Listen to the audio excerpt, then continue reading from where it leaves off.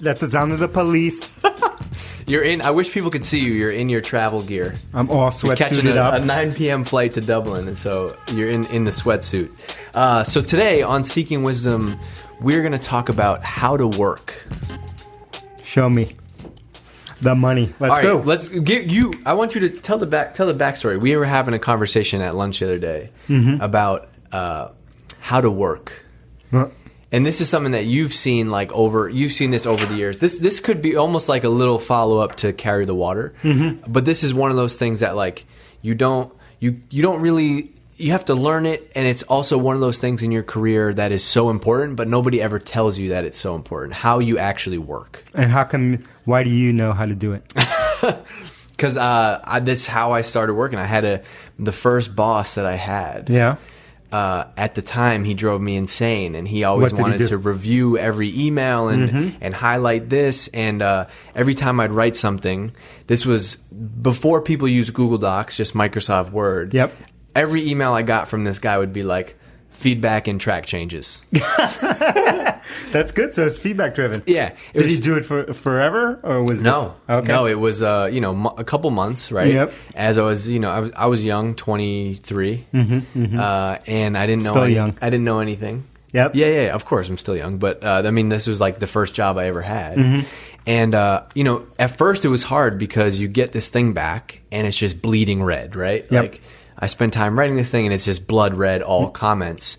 But once you realize that everything this guy was saying was right, and it changes how you think about things. Absolutely. So that's kind of where this whole thing started from. But there's a bunch of different topics that I want to talk about with you today. But it reminds me of this book I was reading, which I forgot the title of. Yeah, of course. Okay, because there's so many. But it's a book by Colin Powell.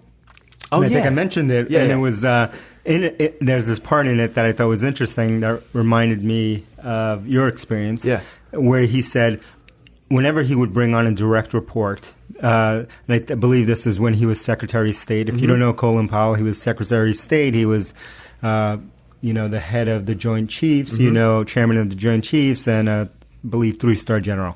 And so he would tell people who came to work for him directly that for the first amount of time, let's say it's a month, I forgot what the time frame was, or the first few months, that he is going to be all over them, right? He's going to be on top of them night and day, and it will be hard for them to breathe, right? It will be relentless.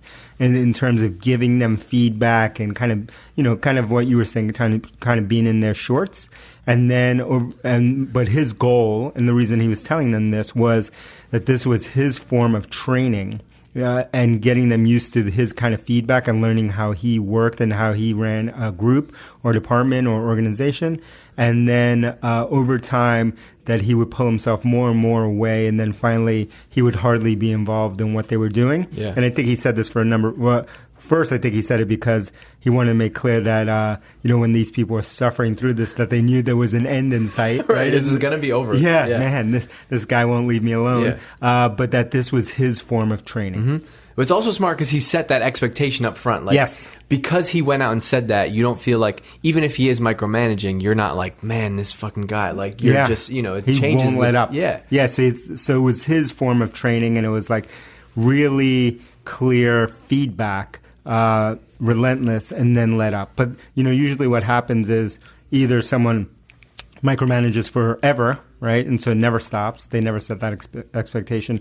Or they don't give you very detailed feedback, and you're left guessing and assuming things and then getting negative feedback later on. And so he really compressed the feedback loop, as we talk about it here, and put that up front, and then set expectations for when he was going to pull out. Yeah. But, okay, here's the thing that I want to talk about and have this podcast is there's this whole layer of work. There's this whole layer of things you have to do at work that actually have nothing to do with the stuff that you're creating, right? So if you're a designer, if you're a marketer, if you're an engineer, that's, part one is doing your job and and creating the things you need to create, right? But part two is the way that you share your work, show your work, the way that you manage up and manage your manager and have one-on-ones and proactively communicate. There's this whole other layer of work that I don't think a lot of people tell you about earlier in your career. No. And oftentimes it takes A lot of people miss that because if you join an early stage company right out of college, you don't always have the structure and the process. And so, the people that I know that have had it have either worked for somebody who has managed them that way or worked at a bigger company where there's more very process. Structured. Yeah, process driven. And this is something that you talk about all the time is like, show your work, proactively communicate. It's something that we're really big on. And I think you nailed it right there. I think it comes down to communication, and that's the part that everyone's missing about their job. So they know their craft. Let's say it's design, let's say it's marketing, let's say it's engineering, whatever it is, finance. They know that craft, but they've never been taught, and they've never been in a process where they have to learn not only to communicate to their boss or the group or their investors or whoever they're working for, right? We all work for someone at the end of the day, including all of us right here. And so we have investors to answer to, and we have lots of people to answer to. Yeah, I have you to answer to. And I have investors to answer to. See? So it's endless. We're good. And they have investors to answer to. So either communicating to the person that you're working with and communicating to the people around you, and those might be people in your group and then people in your company, across your organization. So you're never taught to communicate across, and you never communicate to other people. You kind of just assume that people know what you're doing. You assume that, I'm doing my work and I'm getting it done, and people should just know. But people shouldn't just know. No, it's funny. So the September 1st, we had 2 new people join our marketing team, Amy and Caitlin. And what's up? If they're going to listen to this, and it's the thing that it's like. They both do an amazing job of sending me things like that they're doing in direct message on Slack. Yep. And it's just like a training thing. It's like every time they both are sick of me saying it probably, but it's like, hey, can you share this update in the marketing channel? Yeah. So everyone on the team. So everyone, and it's like, it seems like such a little thing, but it's so important just to share, hey, here's what I'm doing. Yeah. Because most people do what they were doing, which is great, right? Which they got half of it, right? Which is like they're going to communicate to you.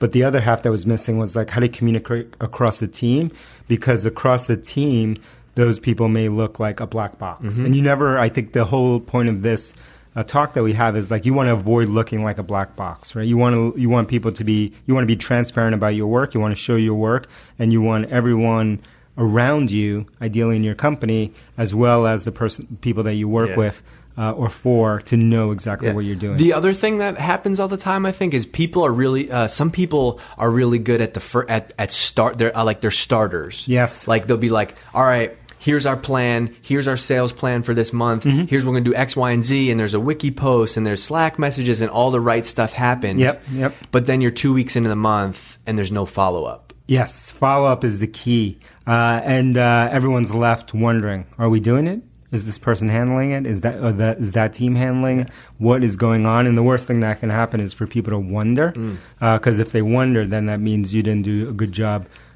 doing your communication, right? You said the exact thing. As an employee, the number one thing that you don't ever want people to do is wonder. Yes.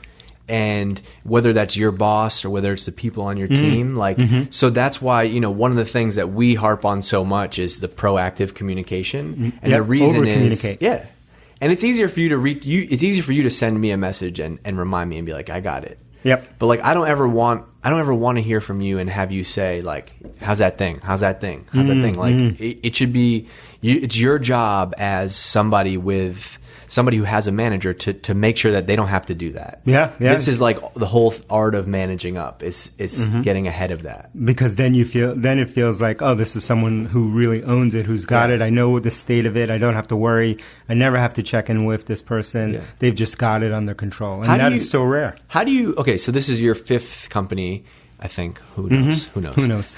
Unknown. How do you, as a founder and a CEO, like how do you instill that in a company? Because it's really hard, even at like my level right now, it's hard to teach that. How do you set that tone? That's a good question. I think one is selection bias. So you try to select people who are naturally this way. So aside from that, there's always going to be other people who may not have learned this yet. And so you need to help them learn this. And, one way could be the annoying way, which is like the Colin Powell way, which is I'm just going to be in your shorts enough until you kind of get frustrated enough that you kind of like pick up on the pattern. that's not the most optimal way, but that is something that happens, and you just keep asking the same question of these people and hope that they magically get it at some point. Not some of them do, and some of them don't. And then for those that don't, you need a more formalized process. You need to train them. You need to do what you did with the new, Amy and Caitlin who joined your team, which was to say, here's our playbook, here's our standard for performance, here's how we do things, and then even though you did that, you have to constantly remind and say, share until it becomes a default state. Yeah, and that's it's interesting. It depends on where you come from. Like, we have our company is, we're always sharing ideas like on the wiki, right? And it's like, oh, put it on the wiki, and that's a hard behavior for new people to learn, which is like, if you're thinking about something out loud, it's just good to write it down and share that publicly. Another part of this I want to talk about you with is one-on-ones. Yep. I think this is a big. You wrote you have a post on our internal wiki that's like kind of a new hire playbook. Yep. And it's like, here's your one-on-one. What's the number one thing people get wrong with one-on-ones? That it's their one-on-one to drive and their responsibility to own the subject matter and the fact that the one-on-one happens and not the manager's to own. Right? So you don't show up in that meeting and say, okay, manager, what's up? Exactly. Or have it be unstructured, right? Just show up and just say, just chat about random things or just catch up. Your manager will probably just go along with that, but it's really your meeting to own. This is the meeting that you're using to make sure you're kind of in sync and to make sure that you're progressing in your career, right? Like, this is your meeting. Yeah, I don't think enough people take the one-on-one meeting seriously enough. No, definitely not. Dave does. That's a super type A organized thing, for better or worse. Tell them about your list. So okay. First of all, this isn't just me. I've read a bunch of people in books. I'm sure, because books are great. Yep. That have mentioned this. So in my Evernote, I have a note, and it's called DC One-on-One, and that's just my note. And so you and I talk all the time, but there's certain things that aren't day-to-day things that I need to ask you about or bother you with. Like, I'm not just going to randomly send you a Slack message and talk about our marketing strategy for the next month. That's not productive. But if there is something that comes to my mind, I put it in this DC one-on-one file. And that way, A, I get it out of my head. Yep. And B, it has a place to live. And then so every time before we have a one-on-one, I have a list of all these things that I wanted to go through. Super productive. Yep. And a lot of the times those kind of shake themselves out. I'm like, I have notes in there. I'm like, we ended up talking about this. Don't need to do this. But it's just a nice way to A, have an agenda for that meeting, and B, get those things out of my head so it's not always driving you crazy, and I'm not like, oh, we're not going to talk till next Tuesday at 1. I got to save this note. Yeah, I think, agendas, which you mentioned, they're an underrated kind of tool to use. Oh, yeah. Right? And another person on our team, Will, what's up? Yeah. Does a good job. I was just giving you crap about he uses Evernote too to have kind of a running list, right? Well, you're an out loud thinker. Yes, out loud. But yeah, it's a simple thing, like having an agenda and then understanding that, as an employee, this is your meeting. Come to that meeting this is your time to say, because I think, what a lot of managers want to be is a roadblock remover for their employees. Totally. And so if that's you the can, best state. Yeah. For sure. And so if you can come to that meeting with a list of, hey, here's all the things. And then you're like, okay, how can I remove these roadblocks? This is true of a lot of relationships. This is like investors and board members, advisors, all those kind of folks. They want the same thing, which is come with an agenda, come with a clear ask. What's the ask? What do you need? And then if they can, they'll try to help there. Otherwise, it seems like, a little bit of a waste of time. It's good to connect socially, but it's kind of a waste of time if there's no to use an old school term, action items, for the meeting. Yeah, or what's going to happen is you're going to shoot the shit for 30 minutes. Yep. And then you're going to be on your drive home and you're like, yeah, I forgot. I needed to ask him about that. And then you don't have full attention. You got to do it over email or Slack or just, there's something about the dedicated time of a one-on-one that is super important to have an agenda for. Definitely. Yeah. All right. So that's how to work. That's how to work. Let's get to work. Hey, Will. Will's on your mind, man. You know why Will's on my mind? Yeah. Have you ever seen the movie Good Will Hunting? Of course. So I was reading through some of our 5-star reviews. Okay. Thank you, people. Okay. You know who you are. And someone's compared me to Goodwill Hunting. Okay, in what sense? I don't know. She said, was a she in this case. Oh, man. Said, that I was, what the hell did she say? That I was the Goodwill Hunting of whatever it is I do. And I thought that was an interesting great. thing because it's true. I love it, man. It's true. I Feedback. think she was saying that I was a street kid, which is true. A street kid. know. Okay, and now you're at Harvard or Yeah. Okay. I've done something. So where are you off to? You got some travel coming up. I'm going to Dublin. Okay. I'm going to see my people in Dublin. Okay. Get ready for me, Irish. And I'm you're coming for speaking. you. I'm speaking at SaaStock this Thursday, which I don't know the date on the calendar. But this Thursday this week. And then next week, I'm off to London to go hang with my Brits and talk at Mind the Product. Nice. So hopefully I'll see you at one of those two events. If you do see me, shout me out. Let's hang. Let's party. I go to bed at 9:30 though, so we got to make it early. And do me a favor, go follow David on Snapchat. I'm blowing the Snapchat up. De-cancel. We're trying to run a little test. We're trying to see, is Instagram where it's at? Instagram stories has kind of been blowing up a little bit. Also de-cancel on Instagram. Yeah. Follow me both places. Yeah. Let's see which one wins. Pretty interesting results so far, which we'll share in another episode. Yeah, cool. So that's the deal. Seeking Wisdom, how to work, 5-star reviews. Only. We'll take them. Irish, I'm coming for you. Peace.